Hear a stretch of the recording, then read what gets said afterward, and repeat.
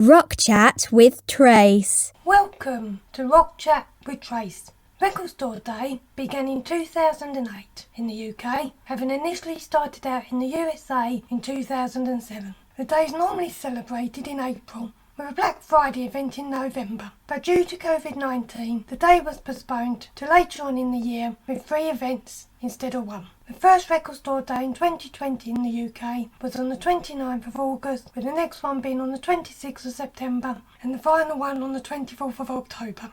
And my guest today is Record Store Day PR and Communications Executive Phoebe Scott. Hello Phoebe, and welcome to Rock Chat with Trace. Can you give me a brief history of Record Store Day? Record Store Day was introduced to the UK in 2008. It was brought over by Spencer Hickman and a coalition of indie record stores who basically just loved vinyl and loved record stores and wanted to make sure that people were celebrating their independent culture. Started with only really like a handful of shops, to be honest. It's now been its 13th year and there have been hundreds of stores celebrating not just in the UK but also globally. And yeah, it was a proper grassroots initiative. I think it's just been brought together by kind of like-minded music fans, really. How many participants do you have? This year we had 230 independent record shops taking part, but globally there's like 1,000. What criteria does a store need to participate? Well, predominantly they need to be an independent record shop. That's basically kind of what Record Store Day is about, is celebrating independent record shops. Predominantly if they sell like new music, like CDs or vinyl, they can't have more than like 20 shops as a chain. And yeah, just like selling new music throughout the year. If there's any shops that, you know, listening to this, if they'd like to participate, they can check out our sign up page on the Record Store Day website. What will be happening on Saturday the 26th of September and on Saturday the 24th of October? So on these dates, that will be our second and third drop dates, which is when the special releases will be available to buy from independent record shops. Obviously, due to the pandemic, Record Store Day has been a bit changed this year. It's usually one Saturday in April. Now it's 3 days across August, September and October. They're kind of like scaled back versions from the usual parties that we see, but essentially fans will need to find out how their shops are running their day, whether it be like a socially distant queue or a booked appointment slot, or whether they're just going to be operating online only from 6pm. You can find your local using our store locator on the website. Once you found out how your local is actually kind of running their day, then you can figure out if you need to go and wake up really early or wait till 6pm. But yeah, that's basically how you can get your hands on the releases. What album releases have you got this year? I was having a look at some of the really good like classic rock releases that we've had this year, which include like Motorhead, Judas Priest, Mark Bolan, T-Rex, The Cure, Hawkwind, Thin Lizzy. There's so many, honestly, hundreds of releases. They're all on our website as well. You can go and check out the full list. So good. How much work does it take to organise Record Store Day?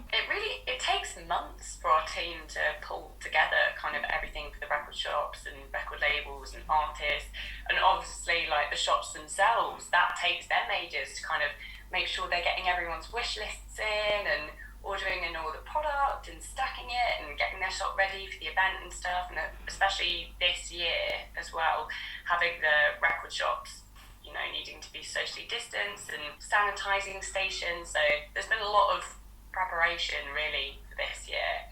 And although it's only happens once a year, our team work kind of all year round to support record shops and spotlight the independent community. Who are the ambassadors for this year's Record Store Day? Can you tell me a bit about them? So this year we had The Big Moon. They're a 4-piece alternative girl band.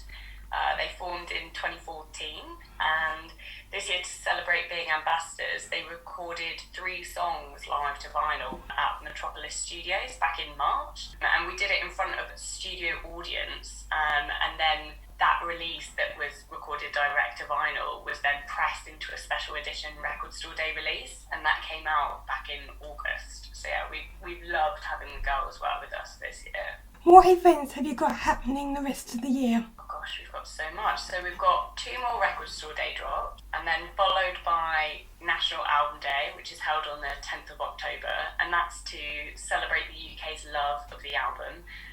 This year's theme is actually the 80s, so there's going to be a lot going on with that. And then we'll have a Black Friday event in November, and then it will be followed by Christmas. So yeah, lots going on in record shops for the rest of the year, really. Can you tell me about your charity partner? Yeah, so this year we partnered with War Child, who work with children and young people in like conflict-affected areas. They campaign kind of like the root causes of conflict, demand that children are at the centre of all of the humanitarian responses. We kind of wanted to celebrate our partnership and think about how we could work together. So there were 3 special kind of one-off War Child Record Store Day releases this year, and from David Bowie, Manic Street Preachers, and from U2.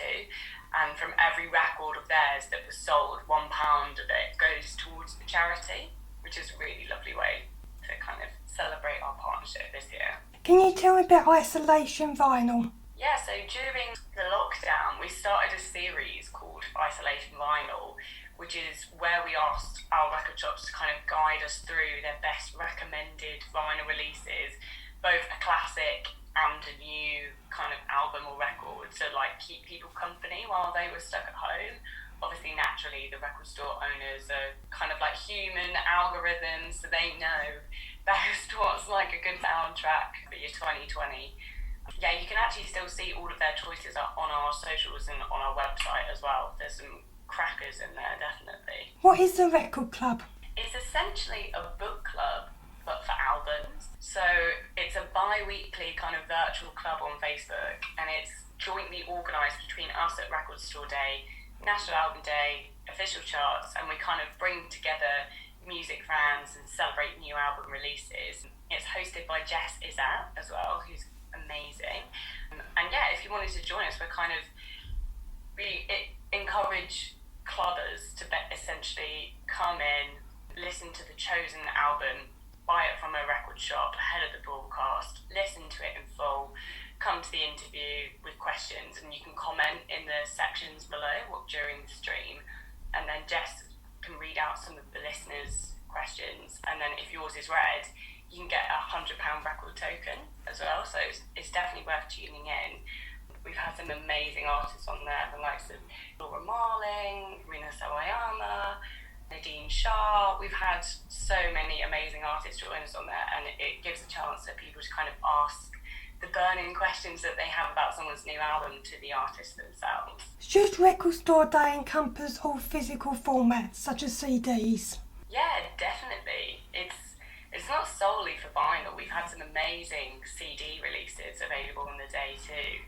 Our shops regularly tell us that CD is really popular with their customers, and music is enjoyed by people in so many different ways. It's not really like one or the other. CDs are still like a really important part of the Record Store Day culture.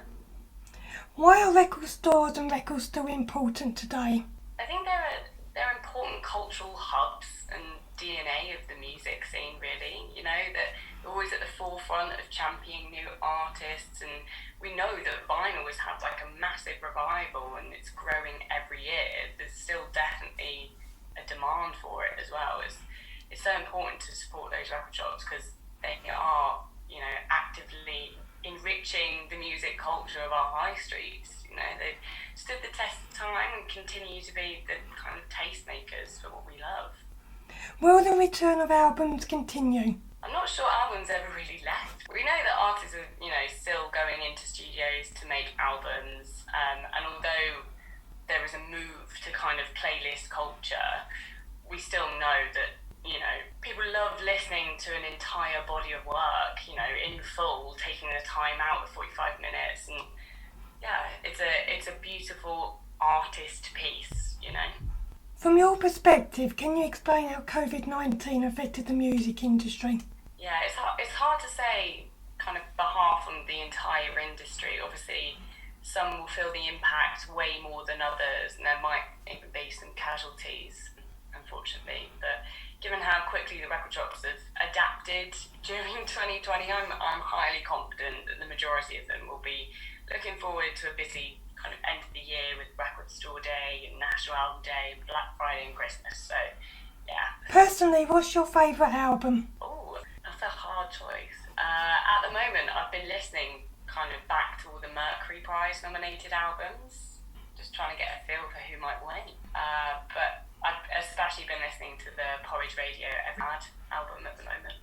How do people get in contact with you? The easiest way would be to check out our website or social media channels, really. That's kind of where we broadcast everything that you need to know. Anything else you wish to discuss? Support your local record store throughout the year. Sign up to our newsletters, follow us on socials, and just keep updated, really. Yeah. I'd like to thank Phoebe Scott from Record Store Day for joining me on Rock Chat with Trace.